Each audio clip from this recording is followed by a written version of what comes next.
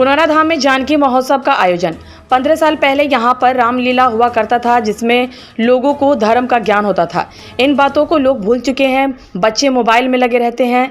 अपनी सभ्यता और संस्कृति को जानने के लिए रामलीला को देखना जरूरी है। उक्त बातें कला एवं संस्कृति मंत्री मोतीलाल प्रसाद ने कही। वे आज जगत जननी मां जानकी की जन्मस्थली पुनौरा धाम में आयोजित जानकी महोत्सव के उद्घाटन समारोह में शामिल होने आए थे। इस मौके पर राधा कृष्ण गोयनका कॉलेज के खेल मैदान में 3 दिवसीय भव्य रामलीला का मंचन किया जा रहा है। कार्यक्रम का आयोजन श्री जानकी जन्मोत्सव आयोजन समिति द्वारा किया गया। कार्यक्रम के मुख्य अतिथि महंत स्वामी श्री मैथिली रमन शरण जी महाराज ने आशीष वचन भी दिए। 3 दिनों तक चलने वाले इस समारोह में मिथिला में अकाल जलेश्वर स्थान के हलेष्ठी यज्ञ, माता सीता का प्राकट्य, राम सीता विवाह, वनवास, सीता हरण, हनुमान सीता संवाद, लंका दहन, रावण वध, राज्याभिषेक सहित कई कांडों का मंचन किया जाएगा। कार्यक्रम के दौरान सीतामढ़ी सांसद देवेश चंद्र ठाकुर एवं सीतामढ़ी डीएम रिची पांडे सहित कई गणमान्य मौजूद रहे। पूरे कार्यक्रम का आनंद हजारों लोगों ने भी उठाया। मुख्य संपादक राजू कुमार सोनी के साथ संवाददाता एहसान दानिश, अमरनाथ सहगल की रिपोर्ट। आप सुन रहे थे एंकर मोनिका से समाचार। भूमिजा होगा, यद्यपि इनके नाम तो अनेक होंगे, किंतु मैं 2-4 नाम आपके समक्ष हल्के नोकीले भाग को शीत कहते हैं, अग्र भाग को शीत कहते हैं, इसलिए इनका नाम सीता भी होगा। और ये जैसा कि आपका नाम जनक है, तो इन्हें लोग जनक नंदिनी अर्थात श्री जानकी के नाम से भी संबोधन करेंगे। अन्य अन्य कई नामों से ये विख्यात होंगी। अब विलंब न करें, द्वार पर बाजे बजवाइए, मांगलिक गीत गवाइए और सभी को खूब दान दक्षिणा दीजिए। पवित्र काम का बीड़ा उठाया है और हम अपने आप को सौभाग्यशाली समझते हैं कि इस धरती पर हमारा भी जन्म हुआ है।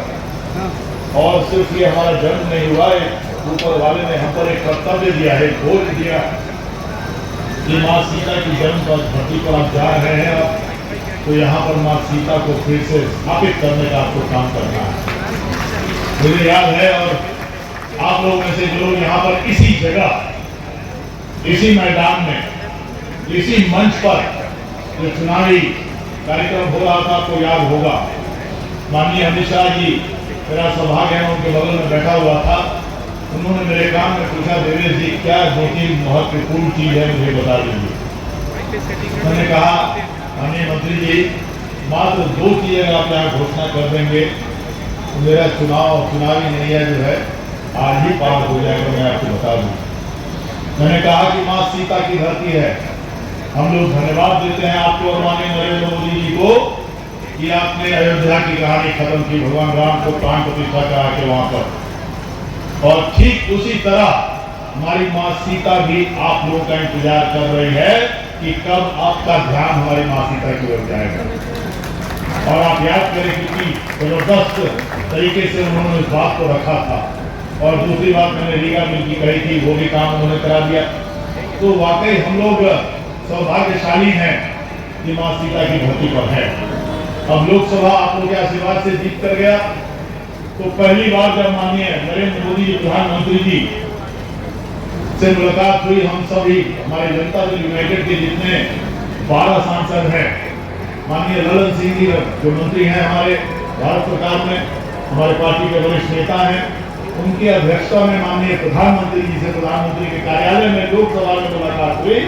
तो एक कर उन्होंने जो परिचय कराया माननीय प्रधानमंत्री जी से, तो मुझे जो सौभाग्य प्राप्त हुआ अपना परिचय देने का, तो मैंने सिर्फ इतना ही कहा कि मैं माँ सीता की धरती चाहता हूँ।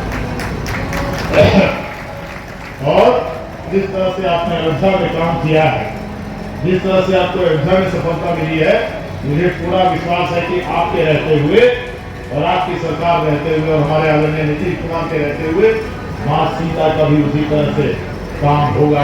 ब्राह्मणों का देवेश जी आपको दोबारा याद कराने की जरूरत नहीं पड़ेगी। तो मैं बार बार कहता हूँ, हमारा सौभाग्य है।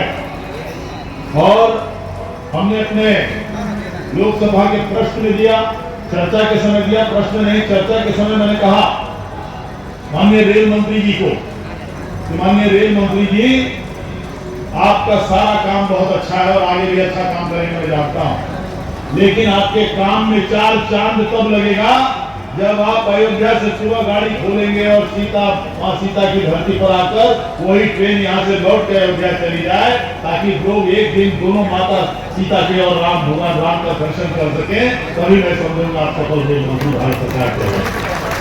और उन्होंने बहुत गंभीरता से इस बात को ली और 15 दिन के अंदर उन्होंने एक नया प्रोजेक्ट शुरू कराया जो नॉर्थ ईस्ट से लेकर 4,553 करोड़ का।